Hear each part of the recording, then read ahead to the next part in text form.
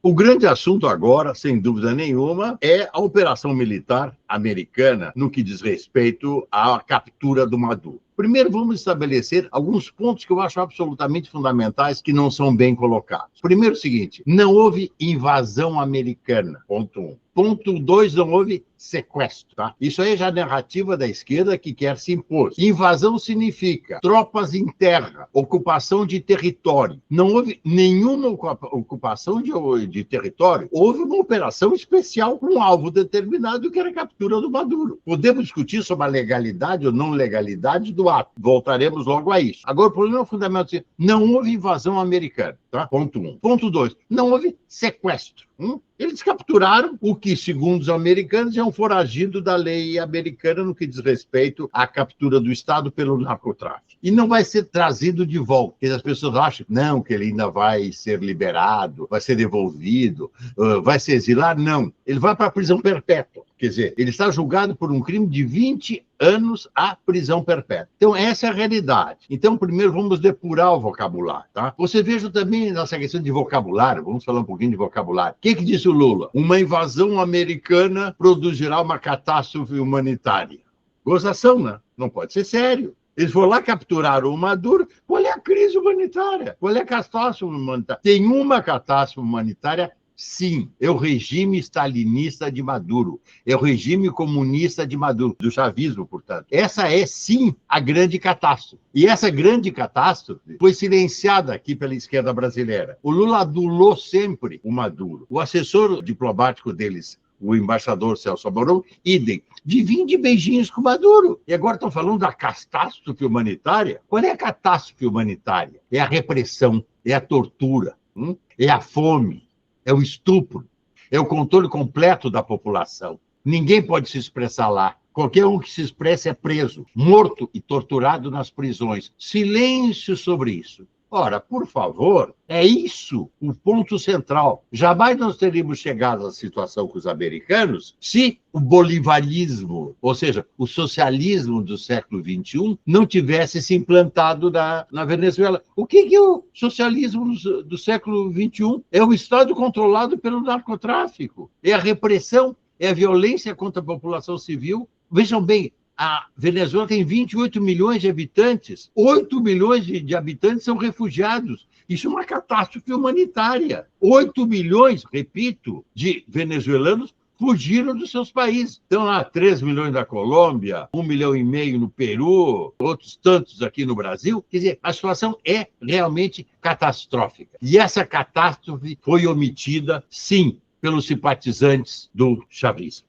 Dito isso, o que nós temos que pensar agora é o seguinte: o Trump conseguiu tirar esse ditador. Isso é um troço, é uma operação que se justifica por si mesma, embora pela lei internacional possa ser considerada ilegal. Mas ele não invadiu a Venezuela, não ficou na Venezuela, levou ele para ser julgado lá numa corte nova-iorquina, segundo os trâmites do FBI e da agência antidrogas deles, com a colaboração do Exército, que depois de Nova Iorque ela já não comparece. Quer dizer, tem, entre aspas, uma legalidade do ponto de vista da lei americana. Mas, então, o fato principal aqui é que um grande estorvo foi tirado. Quer dizer, o grande arquiteto da repressão caiu fora. E esse grande arquiteto da repressão que caiu fora se chama Nicolás Maduro e, portanto, ele está agora sofrendo aquilo que ele infringiu ao seu próprio povo. Eu não tenho nenhuma simpatia por eles. E vocês vejam que mesmo os governos europeus, que são normalmente num viés anti-americano, ninguém defende o Maduro. Ou seja, é um fraudador sistemático de eleições. Ninguém defende o Maduro. Os europeus, repito, que têm essa tendência anti-americana, tentaram o quê? Condenar um pouco a ilegalidade da ação do ponto de vista do direito internacional, mas ficaram contentíssimos com a saída do Maduro. Então, não vamos omitir o fato central. Por que eu estou insistindo tanto sobre isso? O fato central qual é? O fato central é o fato de que o Lula simpatizou com Maduro, a esquerda brasileira simpatizou com Maduro, tudo fez para encobri-lo, e esse ditador foi simplesmente defenestrado. Vocês viram, tem membros das redes sociais, covarde, venga aqui me pegar. Eu fui lá, pegou ele, botou no avião e levou para Nova York. Acabou esse troço, tá? Então, isso é o que nós devemos celebrar. a queda e a captura de Maduro. Agora, qual é o problema disso? O problema disso agora é o seguinte: Maduro se foi e o chavismo permaneceu. Quer dizer, o Trump fez um serviço que eu diria incompleto. E eu estou preocupado com esse serviço incompleto. Por que eu estou preocupado com esse serviço incompleto? Eu estou preocupado com esse serviço incompleto porque ele está sendo conivente com o chavismo. Ele apresenta lá suas razões: preferimos colaborar com o chavismo, porque assim nossos interesses estarão preservados. Ele falou muito de petróleo e falou pouco de democracia. O problema hoje na Venezuela é a democracia e é derrubar o regime chavista, é derrubar o regime comunista. E aí, manifestamente, o Trump recuou. Então, essa conivência dele com a presidente atual, Derli Gonçalves, é uma conivência nefasta. Até pode atender os interesses americanos do imediato. Não vai atender os interesses americanos nem no meio termo, nem no longo prazo. E a oposição democrática venezuelana vai saber agir. Vejam bem, os analistas têm colocado um ponto que eu acho completamente deslocado. Os Estados Unidos têm que ter cuidado para não repetir o Iraque e para não repetir o Afeganistão. Você não tem lido várias coisas sobre isso? Não tem ouvido sobre isso? Não tem visto sobre isso? Isso não para. Agora, qual é o problema? É que a Venezuela não é nem o Iraque nem o Afeganistão.